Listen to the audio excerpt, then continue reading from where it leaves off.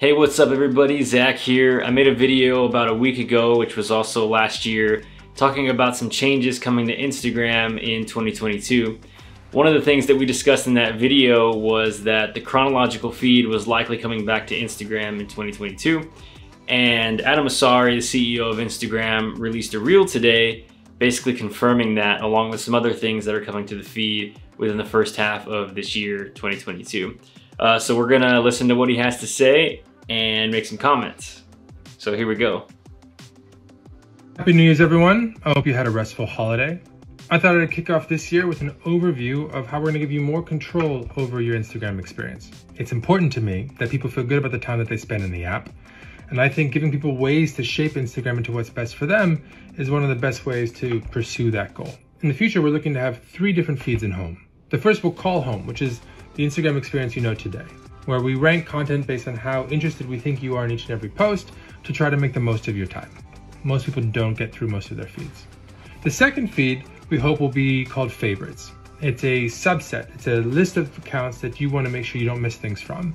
I use it for siblings, a few of my favorite creators, a few of my best friends. The third we're calling Following, and it'll be a chronological list of posts just from accounts you follow, because Home is going to have more and more recommendations over time. We think it's important that you can get to a chronological feed if you're interested quickly and see the latest that has been posted by the accounts that you follow. Now, these tests are already out or going out over the next couple of weeks, and we hope that we can launch the full experience in the first half of this year. So keep a lookout. Let us know what you think. Cool. So essentially there are 2 new additions coming to the feed in early 2022, or at least within the first half of 2022. And those are Favorites and the chronological feed. So right now we have an algorithmic feed, which will continue to be the actual home feed, where Instagram will make recommendations based on what it thinks you'd like to see in order to save you time consuming the content that you'd actually like to consume. At least that's Instagram's stance on it. Next is a Favorites tab, or a Favorites view of the feed. You'll be able to go through and set certain creators or maybe family members, friends, best friends as your favorites. That way, whenever you toggle that view of the feed, you can see content only from those people or those pages. And then next is the actual chronological feed, which once you switch to that view, you will see posts as they happen in the order that they happened, from latest to earliest, or however you say that. So I think these are some great additions coming to Instagram.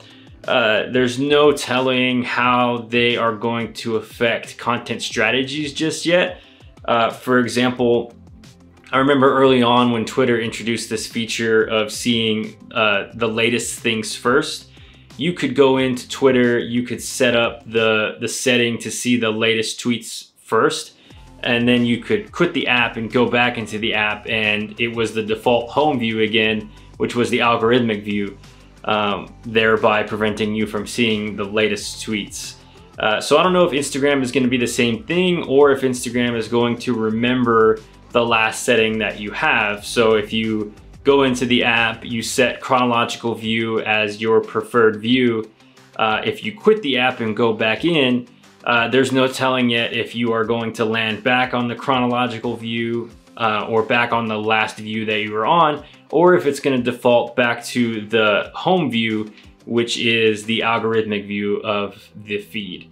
So I think these changes are cool. It's too early to tell how they're going to affect the platform, how they're going to affect users, how people are going to use them.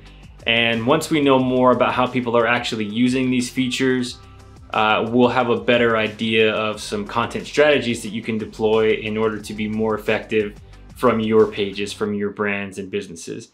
So I hope this information was helpful, and we will catch you in the next one.